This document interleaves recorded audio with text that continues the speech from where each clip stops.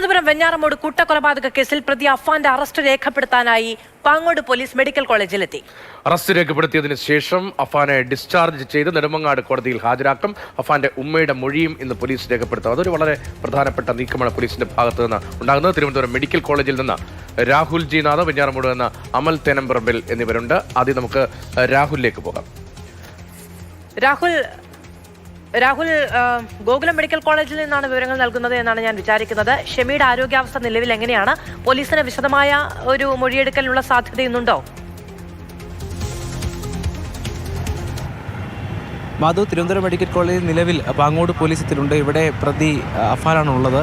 ആ ഘട്ടത്തിൽ പോലീസ് ഈ അറസ്റ്റ് രേഖപ്പെടുത്തിക്കൊണ്ട് മുമ്മയെ കൊലപ്പെടുത്തിയ കേസിലാണ് ആദ്യം അറസ്റ്റ് രേഖപ്പെടുത്തുക. ശേഷം നെടുമങ്ങാട് കോടതിയിലേക്ക് കൊണ്ടുപോകുമെന്നുള്ള വിവരമാണ് നിലവിൽ ലഭിക്കുന്നത്. പാങ്ങോട് പോലീസ് രാവിലെ തന്നെ ഇവിടെ എത്തിയിരുന്നു.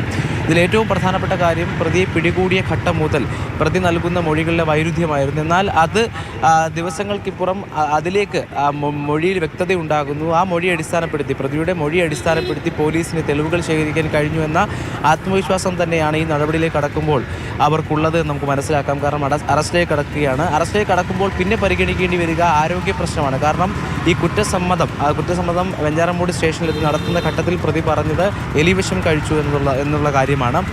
അപ്പോൾ അത് എങ്ങനെ ആരോഗ്യത്തെ ബാധിക്കും, ആരോഗ്യ പ്രശ്നങ്ങൾ ഉണ്ടാകുമോ എന്നുള്ള ഒരു ധാരണ ഉണ്ടാകണം. അതിനപ്പുറത്തേക്ക് പ്രതിയുടെ മാനസികാരോഗ്യത്തെ പറ്റിയുള്ള ആശങ്കകൾ ഉണ്ടായിരുന്നു. അപ്പോൾ ഈ കാര്യങ്ങളിലെല്ലാം അനുകൂലമായ അനുമതി പോലീസിന് ആരോഗ്യ അധികൃതരിൽ നിന്ന് ലഭിച്ചു എന്ന് തന്നെയാണ് മനസ്സിലാക്കേണ്ടത്. എന്തായാലും അല്പസമയങ്ങൾക്കുള്ളിൽ അറസ്റ്റ് രേഖപ്പെടുത്തി നെടുമങ്ങാട് കോടതിയിലേക്ക് പ്രതിയെ കൊണ്ടുപോകുന്നുള്ള വിവരമാണ് മെഡിക്കൽ കോളേജ് ആശുപത്രിയിൽ നിന്നും പങ്കുവയ്ക്കാനുള്ളത്. മെഡിക്കൽ കോളേജ് ആശുപത്രിയിൽ നിന്നാണ് രാഹുൽ വിവരങ്ങൾ നൽകി. ചെറിയ കൺഫ്യൂഷൻ ഉണ്ടായിരുന്നു. പ്രേക്ഷകരും ക്ഷമിക്കണം.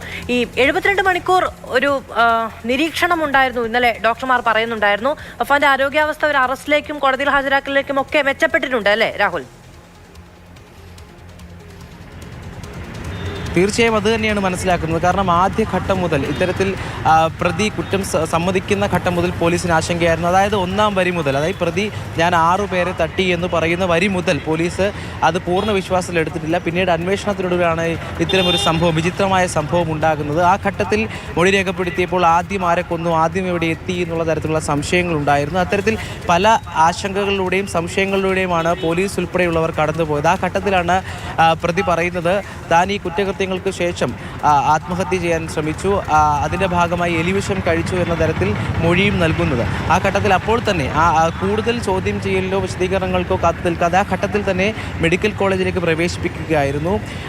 ആ ഘട്ടം മുതൽ പിന്നീട് അന്വേഷണം പോയത് ഈ പ്രതിയുടെ നിലവിൽ നൽകിയ മൊഴിയുമായി ബന്ധപ്പെട്ടുള്ള കാര്യങ്ങൾ അത് ശരിയാണോ, അതുമായി ബന്ധപ്പെട്ട CCTV ദൃശ്യങ്ങൾ ശേഖരിക്കുന്നു, പ്രതി പറഞ്ഞ ഇടങ്ങളിൽ പരിശോധന നടത്തുന്നു. അവിടെ കൂടിയുണ്ട്. അമൽ, വളരെ പ്രധാനപ്പെട്ടവരാണല്ലോ വെഞ്ഞാറമൂട് ഗോകുലം മെഡിക്കൽ കോളേജിൽ നിന്ന് വരുന്നത്. ഇപ്പോൾ ഉമ്മയുടെ ആരോഗ്യനില അല്പം മെച്ചപ്പെട്ടിട്ടുണ്ട്. അവരിൽ നിന്ന് മൊഴിയെടുക്കാൻ പോലീസ് തീരുമാനിച്ചിരിക്കുന്നു. ഈ കേസുമായി ബന്ധപ്പെട്ട വളരെ പ്രധാനപ്പെട്ടൊരു സ്റ്റെപ്പ് കൂടിയാണല്ലോ അത്. എപ്പോഴായിരിക്കും അങ്ങനെ മൊഴിയെടുക്കൽ? ആശുപത്രി അധികൃതർ ഉൾപ്പെടെ അവരുടെ ആരോഗ്യസ്ഥിതിയെക്കുറിച്ച് പറയുന്ന കാര്യങ്ങൾ എന്തെല്ലാമാണ്?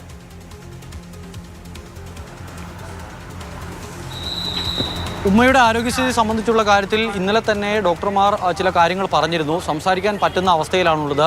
മരുന്നിൻ്റെ ഒരു സെഡേഷൻ മാത്രമാണ് നിലവിലുള്ളത്. അതിനപ്പുറത്തേക്ക് കാര്യങ്ങൾ പറയുന്നതിനോ ഓർമ്മയ്ക്കോ ഒന്നും കുറവ് സംഭവിച്ചിട്ടില്ല. അതിനാൽ തന്നെ അല്പസമയങ്ങൾക്കകം അന്വേഷണ സംഘം ഇവിടേക്ക് എത്തി ഈ ഉമ്മയുടെ മൊഴി രേഖപ്പെടുത്തും എന്നുള്ളതാണ് നമുക്ക് മനസ്സിലാക്കാനാവുന്നത്. ഏറ്റവും നിർണായകമായ ഒരു മൊഴിയായിരിക്കും അത് എന്ന കാര്യത്തിൽ സംശയം വേണ്ട. ഈ പ്രതി അഫാൻ പറഞ്ഞിട്ടുള്ള കാര്യങ്ങൾ, ഇവരുടെ കൊലപാതകവുമായി ബന്ധപ്പെട്ട് പറഞ്ഞ കാര്യങ്ങൾ പോലീസ് വിശ്വാസത്തിലെടുക്കുകയാണ്. ആ കാര്യം ഉമ്മ കൂടി ഷെമി കൂടി ആവർത്തിച്ചിട്ടുണ്ടെങ്കിൽ വലിയ ബുദ്ധിമുട്ടുണ്ടാകില്ല ഈ കേസന്വേഷണത്തിൽ എന്നുള്ളതാണ് പോലീസ് ഇപ്പോൾ കണക്കാക്കുന്നത്.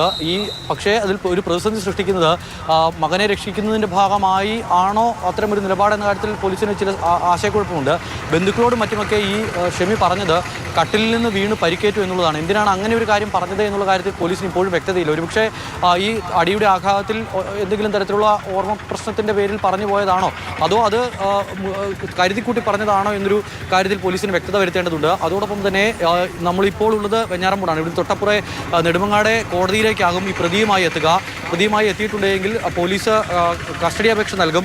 കസ്റ്റഡി ലഭിച്ചിട്ടുണ്ടെങ്കിൽ ഈ കൃത്യം നടന്ന സ്ഥലങ്ങളിൽ 3 ഇടങ്ങളിലായാണ് കൃത്യം നടന്നിരിക്കുന്നത്. അവിടേക്കെല്ലാം എത്തിച്ച് തെളിവെടുക്കേണ്ടതുണ്ട്. ആ നടപടികളിലേക്ക് കടക്കും. നിലവിലിപ്പോൾ റൂറൽ SP ഓഫീസിൽ ഒരു യോഗം നടക്കുന്നുണ്ട്. ആ യോഗത്തിന് ശേഷമാകും ഈ കേസിൻ്റെ തുടർ നടപടികൾ എന്ത് വേണമെന്ന കാര്യത്തിൽ ഒരു അന്തിമ തീരുമാനം ഉണ്ടാകുക. ഉന്നത ഉദ്യോഗസ്ഥരടക്കം ആ യോഗത്തിൽ പങ്കെടുക്കുന്നുണ്ട്. അതോടൊപ്പം തന്നെ തന്നെ നേരത്തെ രാഹുൽ പറഞ്ഞതുപോലെ രാഹുലുള്ള തിരുവനന്തപുരം മെഡിക്കൽ കോളേജിൽ അറസ്റ്റ് രേഖപ്പെടുത്തുന്ന നടപടികൾ പുരോഗമിക്കുകയാണ്. അറസ്റ്റ് മിനി എന്ന് പറയുന്ന പബ്ലിക് പ്രോസിക്യൂട്ടറെ അടക്കം അവിടേക്ക് വിളിച്ചു വരുത്തിയിട്ടുണ്ട്. അവരുടെ സാന്നിധ്യത്തിലാണ് ഇപ്പോൾ അറസ്റ്റ് രേഖപ്പെടുത്തുന്ന നടപടി തുടങ്ങിയിരിക്കുന്നത്. അത് അധികം വൈകാതെ തന്നെ ആ നടപടി പൂർത്തിയാകും. അതിനുശേഷം അവിടെ നിന്നും നെടുമങ്ങാടേക്ക് എത്തിക്കും എന്നുള്ളതാണ് ഇപ്പോൾ. രാഹുൽ ജിനാഥും അമൽ തേനമ്പറമ്പിലുമാണ് വിശദമായ വിവരങ്ങൾ നൽകിയത്. 2 മൊഴികളാണ് പോലീസിന് കൃത്യമായി ഇന്ന് ആവശ്യമുള്ളത്. അതൊന്ന് അഫാന്റെയും അഫാന്റെ അമ്മ ഷെമിയുടേതുമാണ്.